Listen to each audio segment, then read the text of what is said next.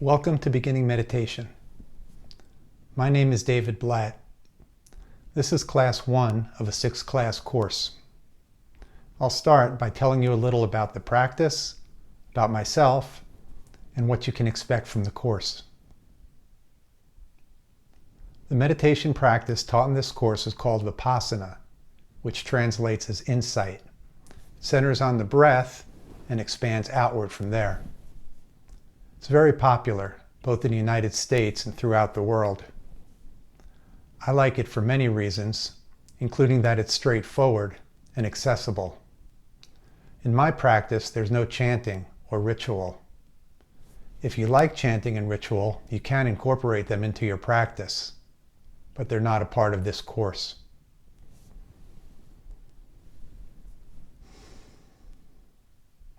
I started practicing Vipassana in 1998. At the time, I was living in the San Francisco Bay Area and had the opportunity to try a number of different practices. I settled on Vipassana after taking a course very similar to this. I immediately started a daily practice, and before long I started attending silent 10-day retreats. In 2004, I did a 3-month retreat, and after that I decided to devote myself full-time to the practice. I bought a one-way ticket to a monastery in Myanmar. I only lasted 2.5 months. I was sick the entire time, but my practice transformed. Since then, I've lived on monasteries in Sri Lanka and the United States, all told for just under a year. I maintain a daily practice, and I continue to do long-term retreats.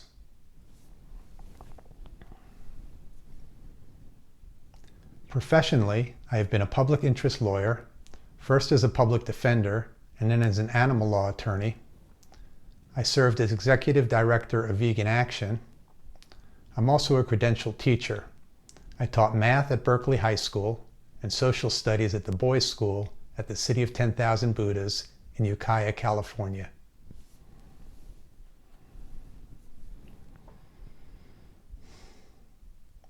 As I mentioned, there are 6 classes in this course. It's important that you take them sequentially because each class builds on the class before it. Each class includes a guided meditation starting today, as well as a discussion of the teachings behind meditation, called the Dhamma or Dharma. There are 2 things I'll ask of you. If this class was being given in person, as it normally is, you'd come to a quiet place and I'd have your undivided attention. When you take this course online, I ask that you find a place where you know you won't be disturbed for the length of each class. When you watch or listen, at least the first time through, please don't do so when you're doing something else, like exercising or cooking. Please give it your undivided attention. The second thing I'll ask is that during the course you meditate every day. Now, many people find this hard, so I'll ask that you at least have the intention to meditate every day. I'll talk a little more about this at the end of today's class.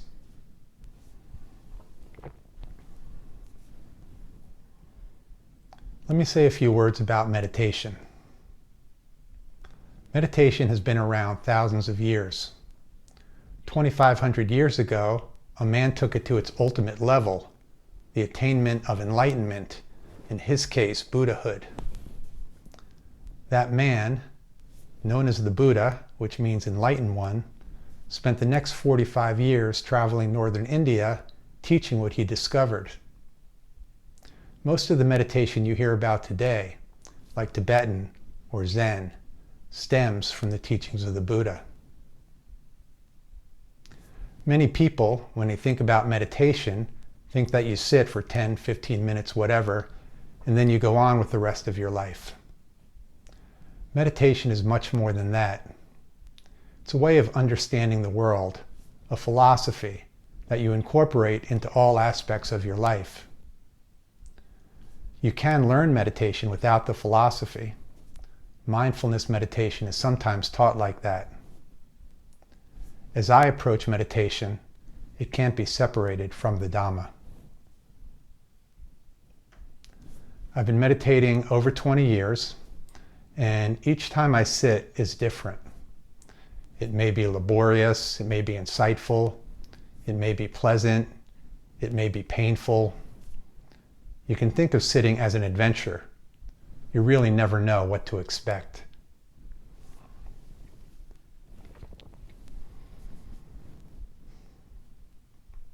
Why do people meditate? When I started, I had two primary motivations. I hurt my back playing sports in college, and I tried everything I could to heal it. Tried massage, physical therapy, even hypnotherapy. Everything short of surgery. Nothing worked. I thought meditation might help. The second reason, which I now understand is related to the first, is that I felt I wasn't in touch with my emotions. I was somewhat emotionally repressed. When I took the beginning course, I met with a bunch of other beginners outside of class. We went around, everyone said why he or she wanted to meditate. For many people, their minds were scattered and they wanted to become more centered. Whatever your motivation, I encourage you to keep an open mind because it can and is likely to change, just as mine has.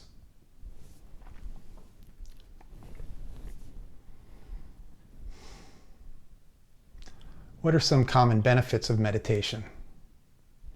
Many people find that they become more grounded, more centered. You may find that overall, you're less tense. When it comes to pain, meditation can help reduce or even eliminate pain. But even when it doesn't, it helps deal with pain in a constructive manner. You may find that meditation helps transform your relationships. They become more loving. Meditation can help cultivate compassion. Compassion not just for others, but also for yourself. Many people who meditate find overall they're happier. And the last benefit I'll mention is what motivates me, wisdom. There's great wisdom in the Dhamma.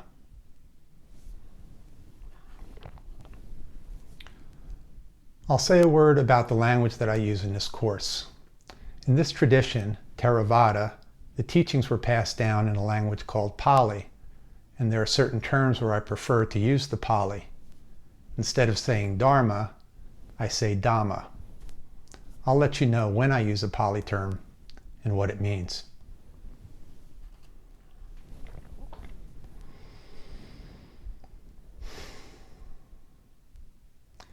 Today's Dhamma talk will be on a subject I'm sure you're familiar with and which I mentioned, mindfulness. People define mindfulness in all sorts of ways. There are detailed instructions on mindfulness in the Satipatthana Sutta. Sutta is a Pali term for sutra, or discourse, or teaching. Satipatthana means the foundations of mindfulness. The Satipatthana Sutta is one of the most important suttas, if not the most important sutta. The meditation method taught in this course is based on the Satipatthana Sutta. Today, I'll talk about two aspects of mindfulness. The first aspect is being present. When you think about it, much of the time we're thinking about the past, a distant memory, something that happened recently, or we're thinking about the future. With this aspect of mindfulness, we're fully present in the moment, whatever is happening. The Pali term for mindfulness is sati, which translates as to remember. There's a quote I like to read. It is due to the presence of sati that one is able to remember what is otherwise only too easily forgotten, the present moment. Let's take an example. It's Saturday morning after a hard week at work. You're sitting on the back deck. The sun is shining, the birds are chirping, you're about to eat a great meal. All of a sudden, you start thinking about the past week, an interaction you had, something that happened.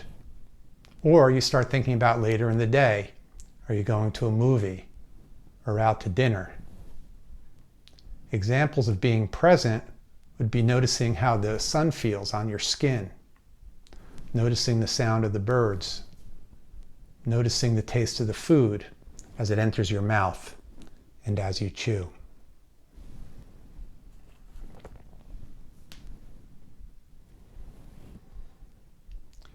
The second aspect of mindfulness I'll talk about today has to do with how we're present.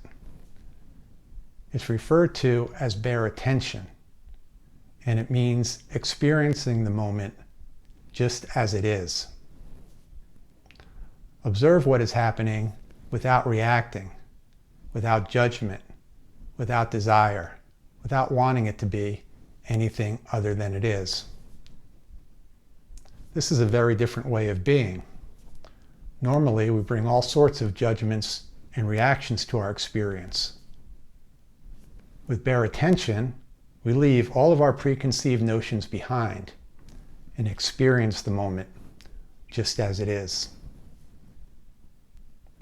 Let's take a couple of examples. It's late in the day, you're hungry, you haven't eaten in a while, you're walking down the street, you look in a bakery and you see a piece of chocolate cake. What happens? Desire arises. You think, I'd really like that piece of chocolate cake. Now imagine that you've just eaten. You're full, you're stuffed, you can't eat anymore. You're walking down that same street, you see that same piece of chocolate cake. What happens? Desire doesn't arise. You simply observe, oh, there's a piece of chocolate cake. Let's take a second example. Someone's angry at you. Now, there are a lot of ways to react in this situation. You can become defensive. You can get angry yourself. With bare attention, rather than react in this way, we simply observe, oh, that person is angry.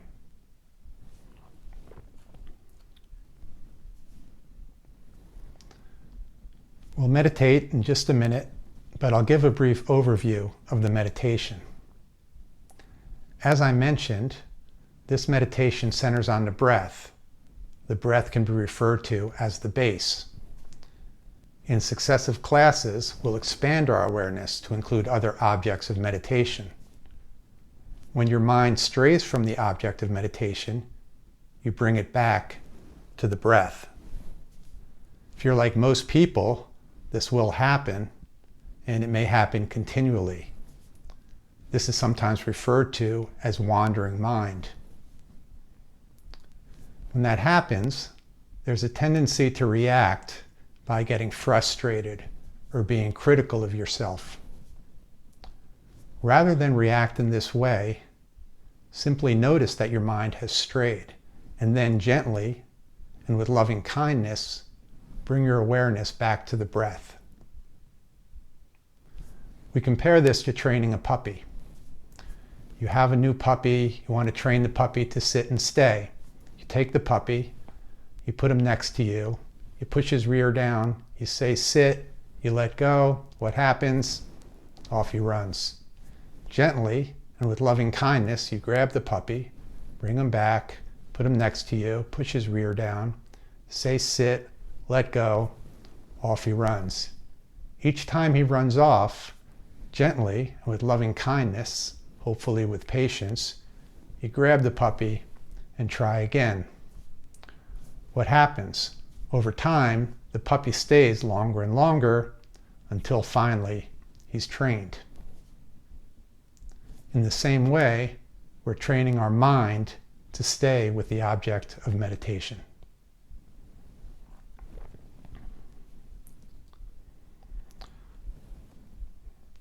Before we sit, let's go over the posture. Ideally, you want to be sitting cross-legged on the floor or on a cushion on the floor. Now, I can't do this. I tried for many years, but I started too late. I'm just not limber enough. So as you can see, I'm sitting on a chair. If sitting is too painful, in this practice, it's okay to meditate standing up or even lying down. I'll go over the sitting posture. You want your hips to be above your knees. You want your back or spine to be straight and your chin slightly tucked. You can imagine there's a string at the top of your head. Someone's gently lifting it. The eyes are closed. We breathe through the nose. The mouth is closed. It's preferable not to move when you meditate. You want your body firm but soft. In this practice, you can put your hands anywhere they're comfortable. I put mine on my legs. So take a few seconds to get situated. If you need more time, I recommend putting the video on pause and then starting again when you're situated.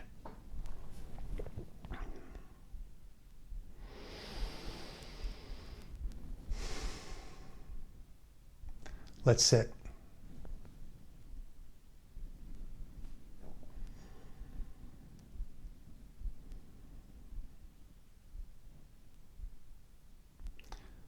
Many people find it helpful at the start to take a couple of deep breaths.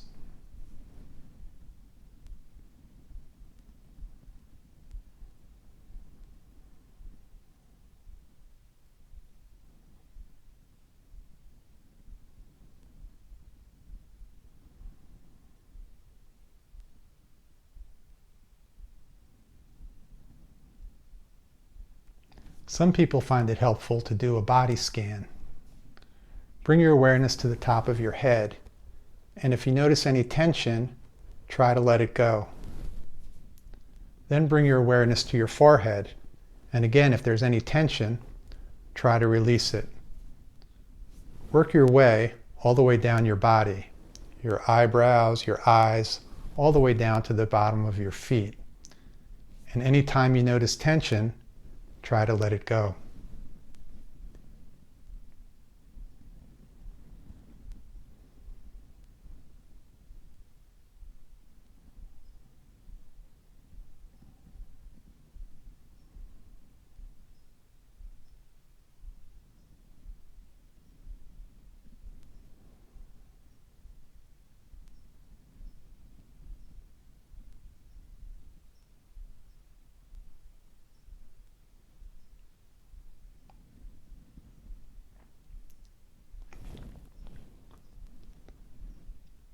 Once you're settled in, bring your awareness to the breath. And bring your awareness to the breath at that place where the breath enters and leaves your body. Some people notice this at the tip of their nostrils. Some people notice this on the skin above their upper lip. If you don't notice the breath, keep your awareness in this area. As your mind settles down, you will notice it.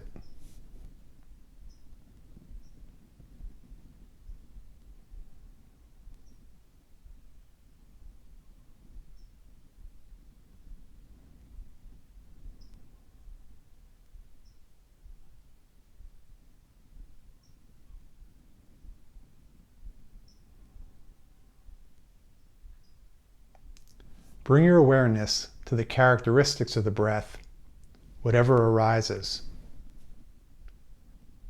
You may notice that the breath is cold or warm.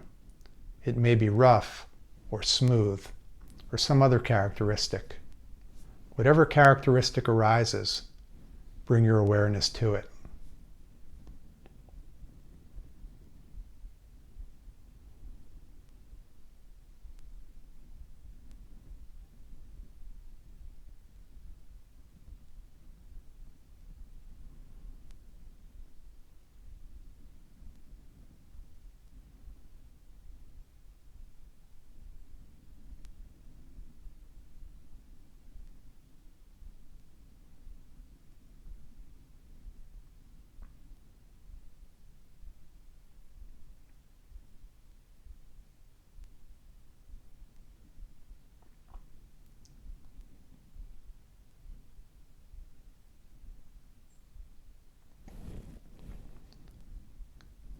In this practice, we breathe naturally.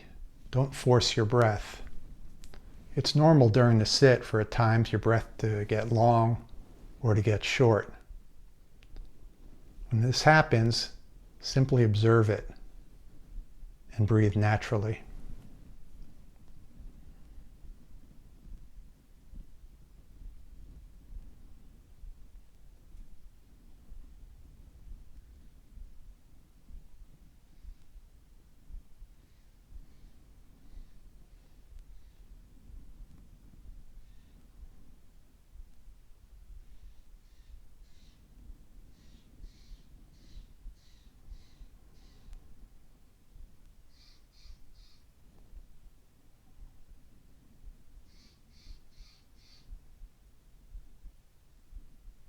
If you notice your awareness is not on the breath, rather than react, simply notice it, and gently and with loving kindness, bring your awareness back to the breath.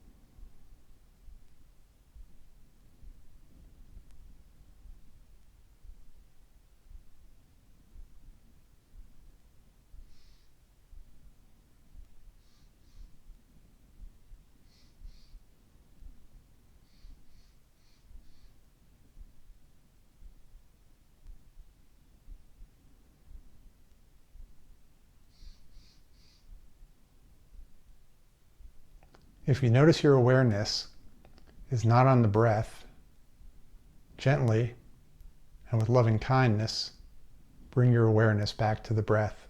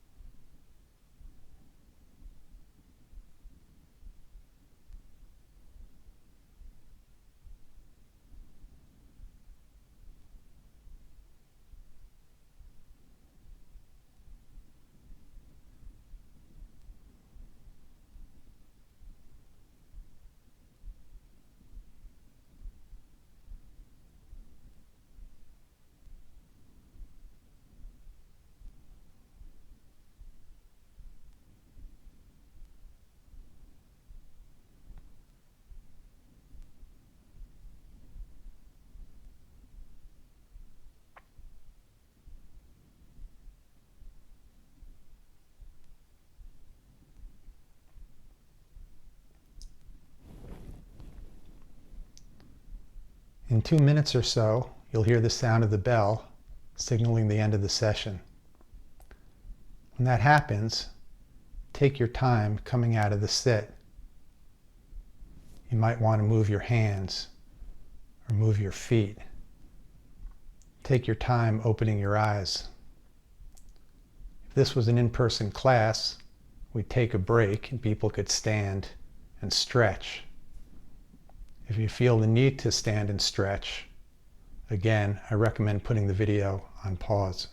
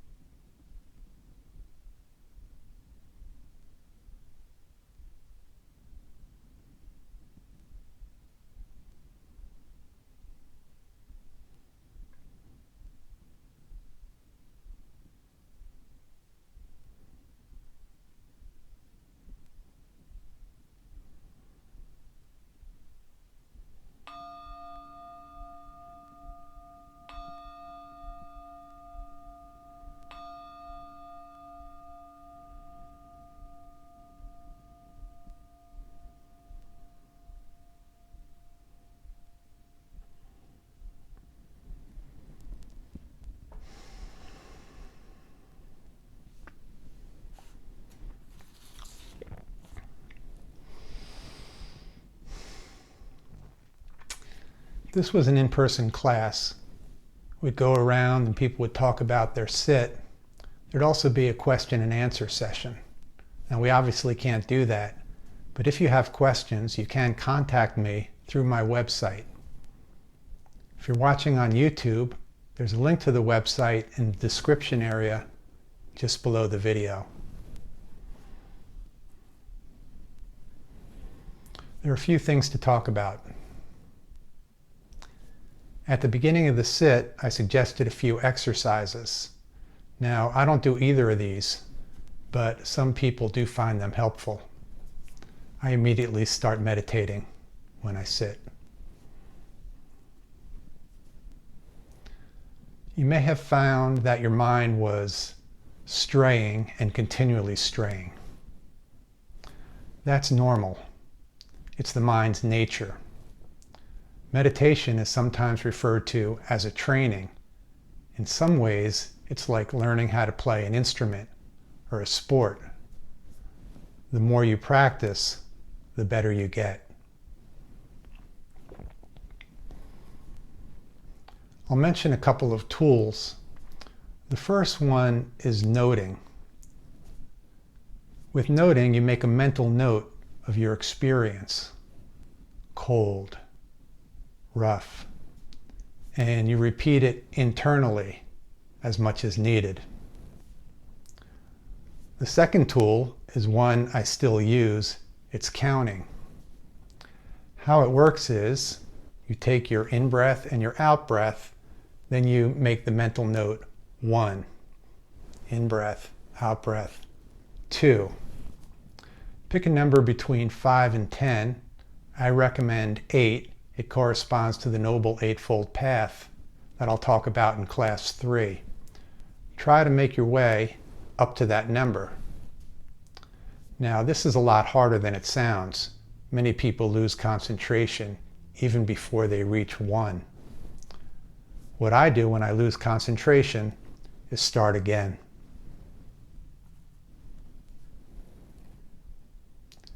The instruction was to observe the breath at that place where it enters and leaves the body. There are other ways to observe the breath. You can watch it its entire length as it enters the body, as it reaches the chest and the chest expands, it reaches the stomach and the stomach expands, and then back out. Or you can observe it just at the chest or just at the stomach. I prefer here for a couple of reasons. It's more concentrated, and there are also some advanced practices where you'll need to keep your awareness here.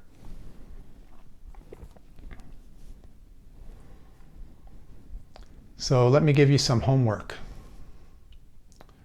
Your first piece of homework, which I've mentioned, is to meditate every day.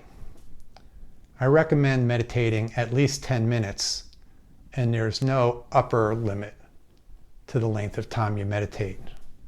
You can meditate as many times in the day as you'd like, the more the better. I recommend picking a time certain rather than saying, oh, I'll get to it. I always meditate first thing in the morning. I know I have time and my mind is less cluttered. Ideally, we want to bring mindfulness to all of our activities all of the time. This is very hard. Your second piece of homework is to pick one activity that you do every day, like brushing your teeth or making your bed, and make a strong effort to do that activity mindfully the entire length of the activity.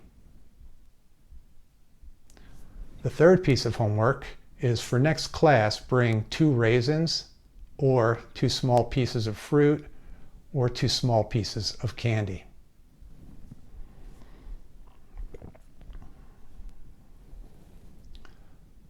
When this course is given in person, it's a 6-week course, which gives a week between classes. This gives you time to get comfortable with, familiar with, the meditation from the previous class. I recommend taking it online, that you give it at least a week, maybe more, between classes. Enough time to become comfortable and familiar with the meditation from the previous class.